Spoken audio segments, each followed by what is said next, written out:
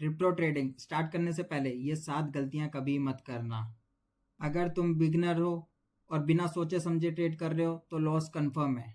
आज मैं 7 ऐसी गलतियां बताऊंगा जो स्टार्टिंग में बिगिनर्स 90% करते ही करते हैं। ठीक है।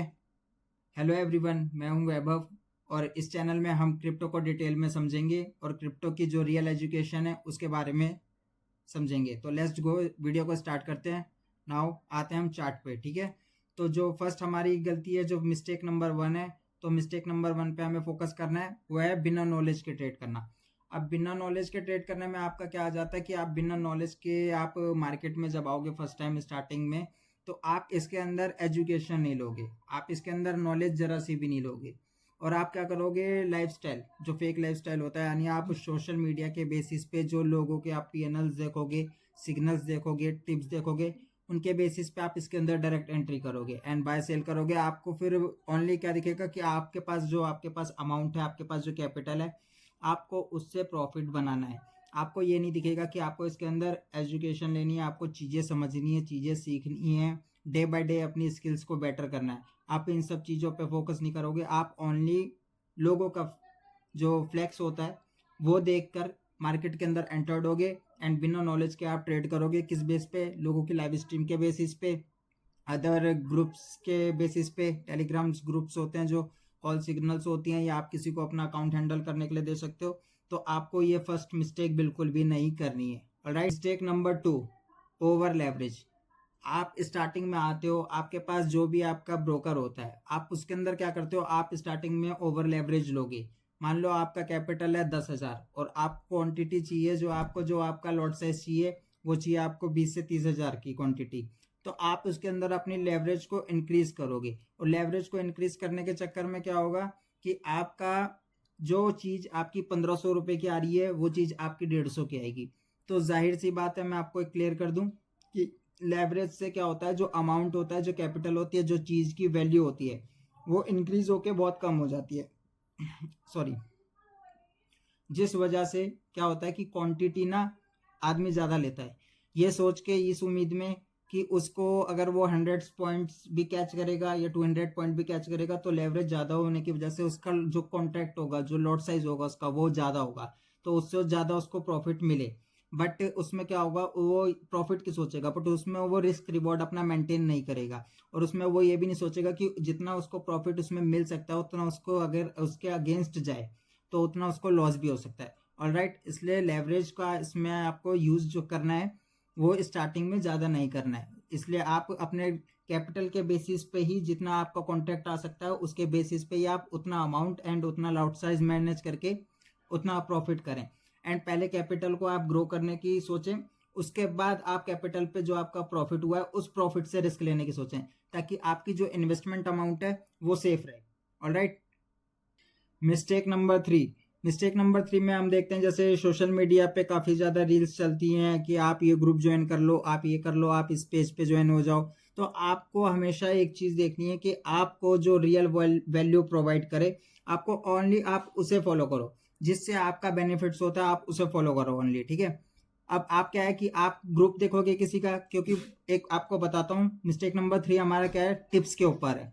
तो टिप्स में क्या होता है ना, जितने भी टिप्स वाले होते हैं, जो ग्रुप पे दे रहे हैं, व्हाट्सएप पे दे रहे हैं, टेलीग्राम ग्रुप पे दे रहे हैं, या कॉल के थ्रू दे रहे हैं, कैसे भी दे रहे हैं, तो उसमें जब वो अपना एडवर्टाइजमेंट करते हैं, पब्लिक को रीच बढ़ाने के लिए, पब्लिक को जब वो अपनी मार्केटिंग करते हैं, तो मार्केटिंग में भी कभी भी आप टिप्स वालों की एक चीज नोटिस करना, कभी भी वो अपना लॉस उसके अंदर शो नहीं करेंगे। वो हमेशा उसके अंदर जो स्क्रीनशॉट्स होंगे, जो उनकी स्क्रीन रिकॉर्डिंग होंगी, वो हर चीज प्रॉफिट की शेयर करेंगे। प्रॉफिट के शेयर करेंगे तभी तो पब्लिक का उनकी तरफ अट्रैक्शन जाएगा, एंड अट्रैक्शन जाने के बाद आप उनके ऊपर एक ट्रस्ट बिल्ड होगा आपका। आप बोलोगे वाह, इनके इतना अच्छा ये ट्रेड दे रहे हैं, इसके अंदर लोगों को इतना अच्छा प्रॉफिट हो रहा है। बट वो आपको नहीं पता वो पीएनएल कब के हैं, किसके हैं, कैसे हैं, एडिटेड हैं या रियल हैं, क्या है। ठीक है। क्योंकि आप डीपली उसमें रिसर्च नहीं करते हो ना, आप उनके टाइम को लेके या चार्ट को लेके आप एनालिसिस कर सकते हो, क्योंकि उस लेवल पे आप स्टार्टिंग में नहीं पहुंच पाओगे। ऑलराइट। तो मिस्टेक नंबर 3 हमारा ये था। मिस्टेक नंबर 4, इमोशंस से ट्रेड करना। ठीक है। अब मिस्टेक नंबर 4 है, ये मैं आपको चार्ट पर लेके चलूंगा और चार्ट पर समझाऊंगा मिस्टेक नंबर 4 हमारा क्या होता है। इमोशन से ट्रेड करना। इमोशंस हमारे इसमें 2 टाइप्स के होते हैं। ऑलराइट। एक होता है हमारा फोमो और एक होता है हमारा ग्रीड। बट फोमो हम उसको छोड़ते हैं, हम आते हैं पहले फेयर में। तो फिर हमें क्या होता है कि हम ना, मान लो आपने बाय साइड की एंट्री ली, ठीक है, मैं चार्ट पे आता हूँ, चार्ट पे मैं आपको दिखाता हूँ यहाँ पर ड्रॉ करके एक सिंपल सा एग्जांपल के लिए। आपने देखा कि भाई यहाँ से बिटकॉइन आया नीचे, ठीक है, यहाँ से अप साइड जा रहा है, बट आपने यहाँ एंटर नहीं करा, आपने इसके एफवीजी पे या डिमांड पे इसने आपने एंटर यहाँ पर नहीं करा, ठीक है, आपने एंटर करा इस जोन पे, या आपको इस वाली बैंक पे लेते हैं, चलो आपको यहाँ समझ में नहीं आएगा थोड़ा, इस वाली बैंक पे। अब आपने क्या करा, आपने देखा यहाँ से इसने इसका ब्रेकआउट दिया, ब्रेकआउट देके इसने लिक्विडिटी स्वैप करी, लिक्विडिटी स्वैप करने के बाद इसने यहाँ पर रिजेक्शन लेके अच्छी बाइंग दी, तो आप इस जोन पे एंटर हुए कहीं, या इस जोन पे एंटर हुए, आपने अपना स्टॉप लॉस इस रेंज में रखा कहीं।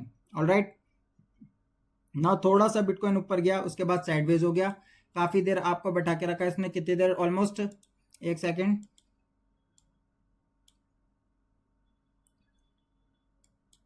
20 मिनट, 20 मिनट यहाँ पर आपको ये वेट कराता है। तो 20 मिनट में आपके अंदर एक फेयर क्रिएट होगा, फिर ये क्रिएट होगा कि भैया ऊपर जा रहा है नहीं जा रहा है, तब आपको ये वाले पैटर्न्स भी दिखेंगे कि यहाँ से सेलिंग आ रही है, अगर मेरे अगेंस्ट आया तो ये निकल जाएगा। बट आप इस फेयर के चक्कर में, क्योंकि ये एक आपकी गलत एंट्री थी, ये गलत जगह पे हुई भी गलत एंट्री थी, तो इसकी वजह से आप यहाँ पर एग्जिट करोगे। एग्जिट करने के बाद अगेन आपके कॉस्ट टू कॉस्ट की रेंज से ये अगेन आपका जो बाइंग जोन है और बाइंग प्राइस है, तो उससे ऊपर जाके आपको प्रॉफिट मिल जाएगा। तो ये सब होती है गलत एंट्री, ये होती है इमोशंस के बेसिस पे एंट्रीज, ठीक है। जैसे इमोशन के बेसिस पे यहाँ पर सेलिंग हुई, रिवर्सल आया, तो यहाँ से किसी ने स्मॉल रिस्क बन रहा था, आप यहाँ पर एक चीज चेक करो, यहाँ पर कितना स्मॉल रिस्क बन रहा था, ओनली 100 पॉइंट्स का भी नहीं था, ठीक है। तो यहाँ से किसी ने सेल नहीं करा होगा, और यहाँ से सेल ना करने की वजह से जब ये इतना गिर गया, कितना पॉइंट्स गिरा, जब 150 पॉइंट्स के अराउंड ये इसके अंदर फॉल आता है, तब इसमें लोग एंटर करेंगे। बट एंटर करने के बाद वो ना एक होप में रहेंगे कि ऊपर अच्छी सेलिंग आई है तो यहाँ भी आएगी, बट 150 पॉइंट्स मिलने के बाद उन्होंने अगर एग्जिट नहीं करा होगा, तो ऐसे रिजेक्शन की वजह से उन्हें अगेन इसके अंदर फेयर क्रिएट होगा, और फेयर क्रिएट होने की वजह से वो इसके अंदर एग्जिट करेंगे, और अगेन ये रिटेस्ट करके यहाँ से सेलिंग फिर उनको शो कर देगा। ऑलराइट, तो ये हमारा था मिस्टेक नंबर 4। अब आते हैं मिस्टेक नंबर 5 पर, ठीक है। तो मिस्टेक नंबर 5 में हमारा क्या था कि हम स्टॉप लॉस अवॉइड कभी ना करें। आपको मैं बता दूं, आप स्टार्टिंग में कभी भी एंट्री करते हो, चार्ट पे हम देखते हैं, जैसे हमने यहाँ पर एंट्री करी, इस जोन पे करी, हमने स्टॉप लॉस इस जोन के नीचे का रखा, ठीक है, इस जोन के नीचे का हमने स्टॉप लॉस रखा, इसके अंदर वेट, इस जोन का हमने स्टॉप लॉस रखा, ठीक है। बट यहाँ पर एंट्री करी, यहाँ पर एंट्री करी थी हमने, और इस जोन का हमने स्टॉप लॉस रखा, बट हम यहाँ पर निकल गए, या हमने एंट्री करी, यहाँ पर एंट्री करी, हमने स्टॉप लॉस इस जोन का रखा। तो अभी ये आता है स्टॉप लॉस, यहाँ पर क्या करेंगे लोग, होल्ड रखेंगे। अभी भी जिन्होंने यहाँ पर एंट्री करी होगी ना इस उम्मीद में कि ऊपर जाएगा, तो वो स्टॉप लॉस यहाँ पर होल्ड रखेंगे, इस उम्मीद में होल्ड रखेंगे कि उनका जो बाइंग प्राइस था वहां पर बिटकॉइन अगेन आके वहां से ऊपर जाएगा, बट वो जाएगा नहीं, वहां से उनको लॉस में और ले आएगा। तो बाद में उनको ये फोमो और ये दिक्कत होगी कि वो उनको रिग्रेट होगा, वो यही सोचते रह जाएंगे कि हाय मैं इसको एग्जिट कर देता, मेरे सामने इतना अच्छा प्रॉफिट चल रहा था, मेरे को बुक कर लेना चाहिए था, मेरे को ये कर लेना चाहिए था, मेरे को वो करना चाहिए था। तो ये हो गई होल्डिंग साइड की। सेम ऐसे ही होती है आपकी पोजीशन साइड की, जो चीज आपको होल्ड करनी चाहिए आप वो होल्ड नहीं करते हो। और होल्ड करने का मैंने फर्स्ट वीडियो बनाई थी, जिसने अभी तक नहीं देखी है वो विजिट करना, उसमें आपको पता लगेगा रिस्क फ्री ट्रेड को होल्ड कैसे करते हैं, ठीक है। सेम ये चीज होल्ड में होती है, मान लो मैं यहाँ पर बाय करता हूँ कहीं पर भी, तो मैं इसको यहीं पर एग्जिट कर देता हूँ छोटी सी स्कैल्प मार के, बट मेरे को बाद में इसमें ना एक होप, मतलब एक रिग्रेट होता है कि मैंने इसको और होल्ड क्यों नहीं करा, मैंने ये वाले पॉइंट क्यों मिस कर दिए। तो मेरे को ये जो मैंने यहाँ पर 100 पॉइंट बुक करे, मेरे को उनकी खुशी नहीं होगी, मेरे को दुख होगा इन 300 पॉइंट को मिस करने का, समझ रहे हो। तो इसकी वजह से क्या होगा, मैं यहाँ पर अगेन एंटर करूंगा इसमें, इस उम्मीद में कि अब ये वापस जाएगा और थोड़ा देगा, बट वो रिटेस्ट करके रिजेक्शन लेगा तो मेरे अगेंस्ट आएगा। जो 100 पॉइंट्स हमारे प्रॉफिट के होंगे वो लॉस में कन्वर्ट हो जाएंगे, और जो प्रॉफिट होगा हमारा, वो प्रॉफिट से हमारा रेड पीएनएल क्लोज होगा, ठीक है। इसलिए आपको हमेशा स्टॉप लॉस को कभी भी इग्नोर नहीं करना है। आप जो भी स्टॉप लॉस लगाते हो आपको वो स्टॉप लॉस अपना प्रॉपर फॉलो करना है, ठीक है। इससे क्या होगा, आपके अंदर बहुत अच्छी स्किल्स बेटर मतलब बिल्ड होंगी, और आपके अंदर पेशेंस बिल्ड होगा। ऑलराइट,